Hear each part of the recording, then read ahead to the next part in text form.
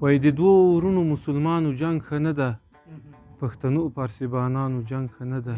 زه په جنګو وران سوی ښار یم، افغانستان یم هر سړی مې ورانه ویني. په زړه کې د نورې ناویلې څه دي چې ووایي د کامرې پر مخ باندې او لیدونکي هم پوه شي، ارمانونه به دې لوی لوی څه وي. عبدالباري حماس د هېواد ادبي بهیر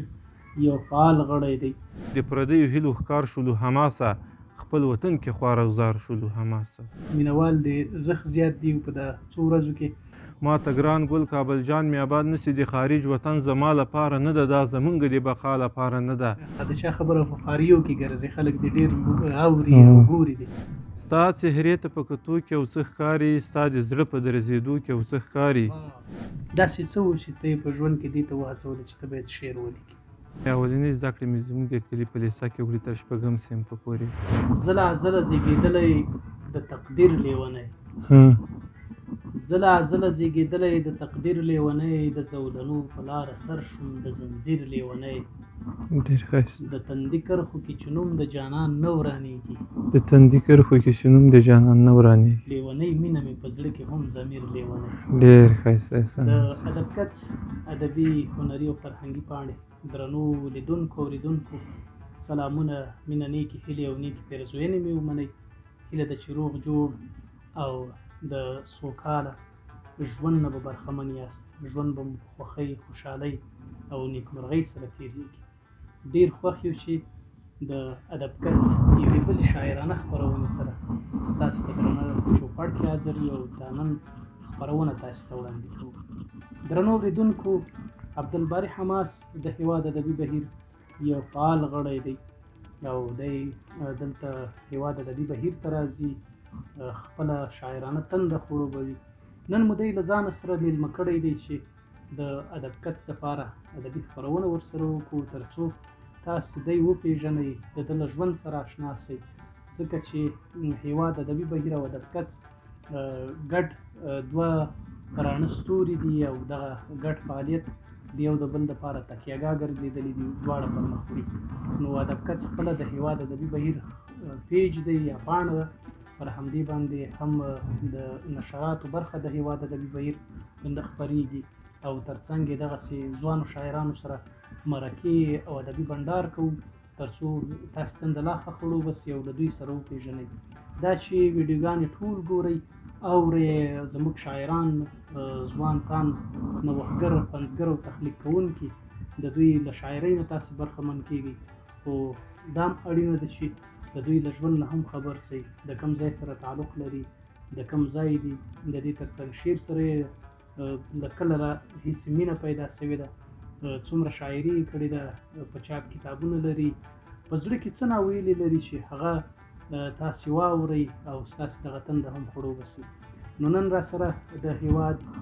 یو ځوان او تاند شاعر عبدالباري حماس دی. حماس صاحب ته بلنه ورکړو. حماس صاحب ستړی مه شئ. مننه. خیر اوسې. زه په خپل وار سره د ادب کڅ ټولو لیدونکو ته نیکې هیلې، سلامونه، احترامات وړاندې کوم. دا له تاسو نه ډېره مننه چې ما ته مو دونه وخت راکړ چې زه له تاسو سره دلته کښېنم او ما سره مرکه وکړئ او غونډه راسره وکړئ. ډېره مننه. حماس صاحب، موږ هم ډېر خوښ یو چې نن ته راسره یې په دې خپرونه کې، ځکه بار بار خلکو هم غوښتنه کوله، ډېر پیغامونه راغله چې د حماس صاحب سره مرکه وسي او تر څو دی په ټوله معنا باندې چې څوک دی له نوم نامه سره او له ځای سره له پنځونو سره مینوال اشنا سي، لیدونکي دې لا ښه وپېژني. نو موږ هم دا وپتېیله چې راځه نن به در سره شاعرانه بنډار وکړو په ادب کڅ کې، له خوالو ناخوالو به دې خبر شو، ځکه مینوال دې زخ زیات دي په دا څو ورځو کې د چا خبره په خاریو کې ګرځي، خلک دې ډېر اوري او ګوري دي. نو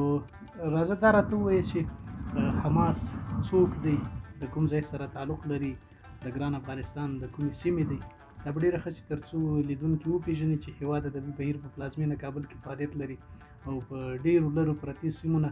ځوانان، فرهنګ پال، ادب پال ورته راځي او دلته خپله تنده خړوبوي، شاعرانه تجربې سره شریکي. نوم مې عبدالباري حماس د میدان وردګ ولایت د نرخ ولسوالۍ د اولخیلو د کلي اوسېدونکی یم او داسې شاعرۍ سره مې ډېره مینه وله وړکتوب نه.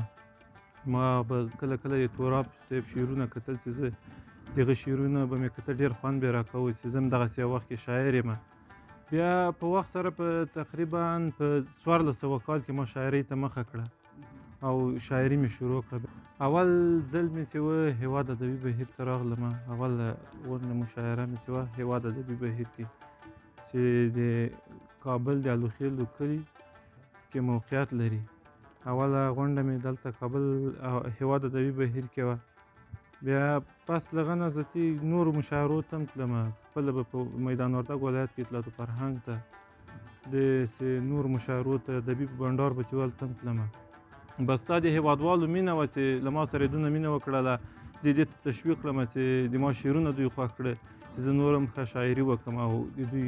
له مینې نه ډېره مننه. ډېره مننه کوو. راځه خبرې به نورې هم در سره کوو. په دې وخت کې یو شعر درنه اورو چې لیدونکي به هم په تمه وي تر څو نوره شاعري دې هم واوري. څه دې ورته راوړي، څه به ورته وایي؟ بس غزل به درته ووایم، وایي ستا څهرې ته په کتو کې یو څه ښکاري، ستا څهرې ته په کتو کې یو څه ښکاري، ستا د زړه په درزېدو کې یو څه ښکاري، او مینه درد ژړا لري دا زه منمه د مجنون لیلا کیسو کې یو څه ښکاري. مینه درد ژړا لري دا زه منمه د مجنون لیلا کیسو کې یو څه ښکاري، او چې بازان پکې ګرځېږي پې میین دي په دې جګو جګو غرو کې یو څه ښکاري. چې بازان پکې ګرځېږي پې میین دي په دې جګو جګو غرو کې یو څه ښکاري، او د غیرت نوم یې چې خپور په ټول جهان ده د رحمان بابا شعرو کې یو څه ښکاري. او زړه ترې نه صبرېږي یو ځلې ته ورشه د کعبې په دیوالو کې یو څه ښکاري، او ته ستایلی پاک الله محمده ستا د نوم په اخیستو کې یو څه ښکاري، او باچاهي د الله خوند کوي حماسه د الله په قدرتو کې یو څه ښکاري. تاسو نم ډېره مننه. مسلمان فکر مې نن داسې اباسین ولیده چې کائناتو کې مې رب العالمین ولیده، جانانه ستا یو دیدن ته حیبتي شوم دومره لکه یوسف چې په لومړي ځل بنیامین ولیده. ډېر ښایسته انسان، ډېر عالي شعر و، ډېر خوندور شعر و. شاعري به دې لا غوړېږي، لا به خپلې تجربې پخوي او مینوال به دې لا زیاتېږي، اوري به دې، او څومره چې په شعر کې هنریت زیات شي، پیغام زیات شي، همغومره لوستونکي پیدا کړي، هغومره ښه مینوال او د ذوق څښتن ډېرېږي. نو د خوښۍ ځای خو دا دی چې حماس دا دی، اوس هغه حماس نه دی چې په کلي کې به چا نه پېژندی، په ولایت کې به چا نه پېژندی، اوس ټوله دنیا به یې له دې وروسته پېژني چې حماس څوک و او د خپل تخلیق او پنځونې له کوم ادرسه خپرې کړې چېرته ورسېده. دا ډېر فخر ځای دی. حماس جان که دا هم راته ووایي چې زده کړې څومره دي، څومره زده کړې کړي؟ زده کړې خو مې اولنۍ زده کړې مې زموږ د کلي په لیسه کې وکړې تر شپږم صنفه پورې، د اولخیلو د کلي. بیا د اولخیل له کلي شپږم صنف کې مې تر شپږم صنفه مې هلته زده کړې وکړې. بیا مې دراني په لیسه کې تر اتم صنفه پورې مکتب ویلي. له غجې نه راغلم سپارچه مې راوړه ولایت ته. بیا مې 12م صنف د هغه د میدان وردګو د ولایت مرکز کې لیسه ده، د اول بابا لیسه کې مې 12م صنف مې هلته بیا خلاص کړې. تر 12م صنف مې زده کړې کړي. نورې یاره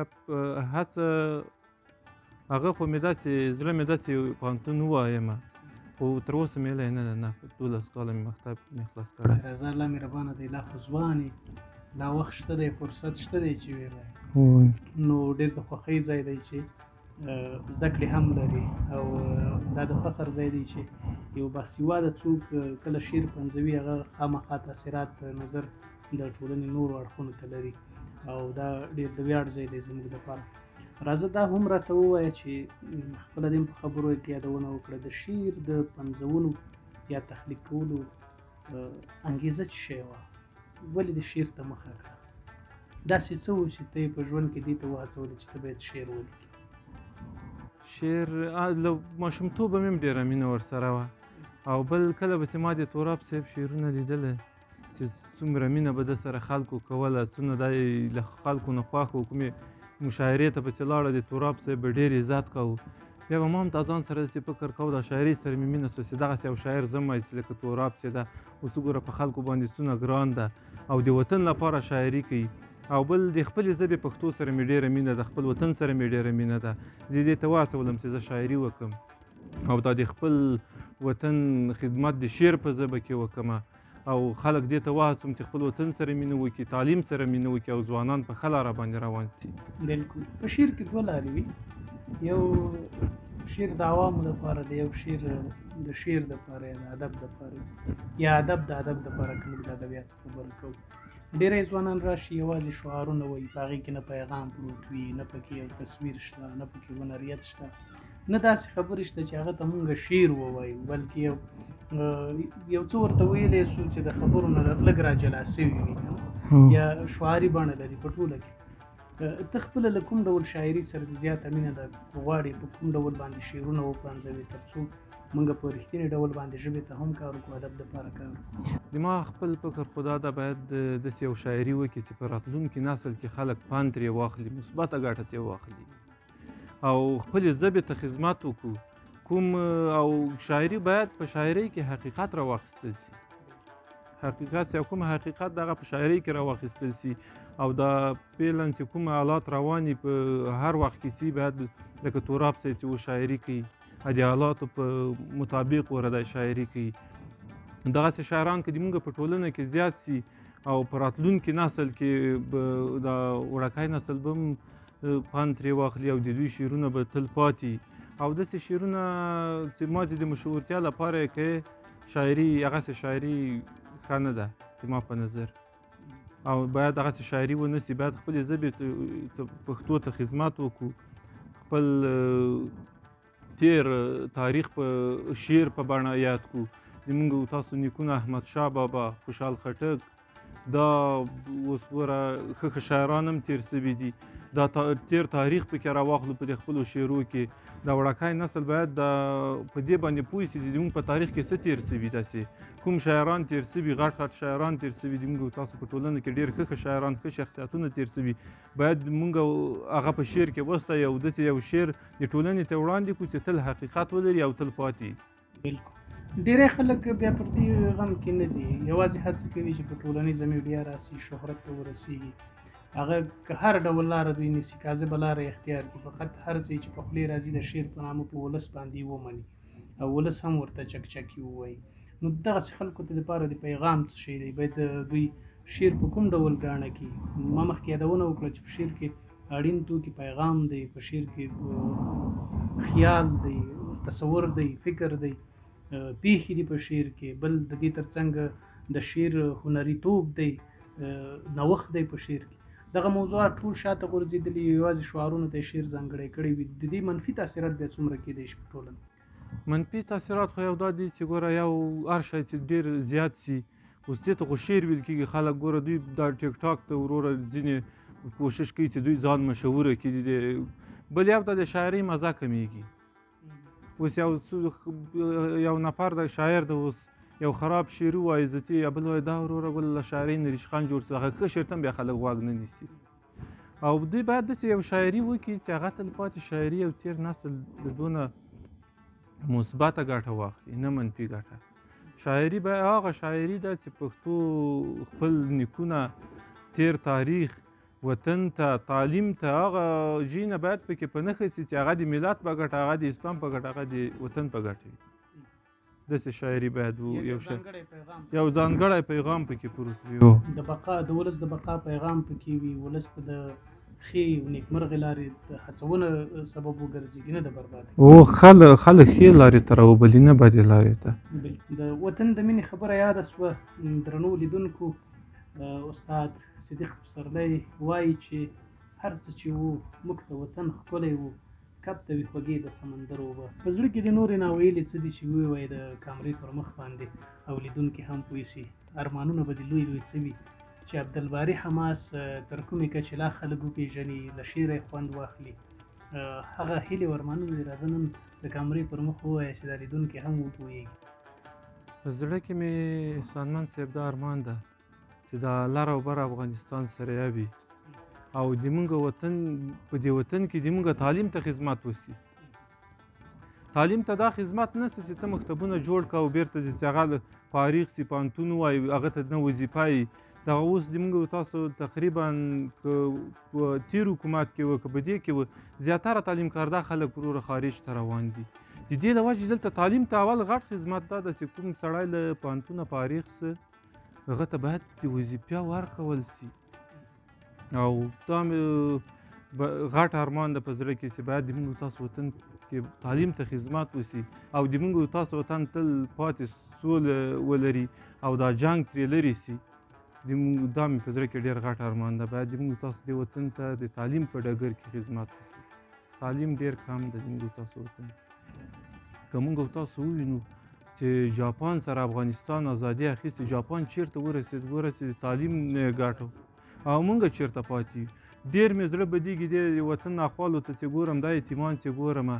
دا غریب خلک چې ګورم ډېر مې طبیعت ورته خرابېږي باید دا وطن نور ذاتي جنګ ونه ویني نور د ناخوالو طرف ته لاړ نه سي موږ او تاسو ځوانان د ځوان انرژي باید چې د وطن لپاره باید کار وکړو هغه د تعلیم په ډګر کې که چیرې د موږ او تاسو وطن کې تعلیم ډېر سي وطن به جوړ سي او که تعلیم کې کم څه دا وطن نه جوړېږي بلکل ځکه نړۍ په ټکنالوژۍ مخته روانه د ساینس پرمختګ کوي نو نړۍ څومره سهولتونو ته لاسرسی لري موږ اوس هم د یوې مړۍ ډوډۍ په لټه کې یو چې یوه ډوډۍ پیدا کړو ځان ته یو مړۍ پیدا کړو چې تر څو وږي پاتې نه سو مګر نړۍ چیرته رسېدلې دا حقیقتونه دي هغو خلکو ته د پیغام چې د هغو ځوانانو ته چې له هېواده کوچېږي باتعلیمه ځوانان ډېری وځي له هېواده پیغام دې ورته څه دی دا که ورځ تر بلې داسې کوچېږو ځو هېواد پرېږدو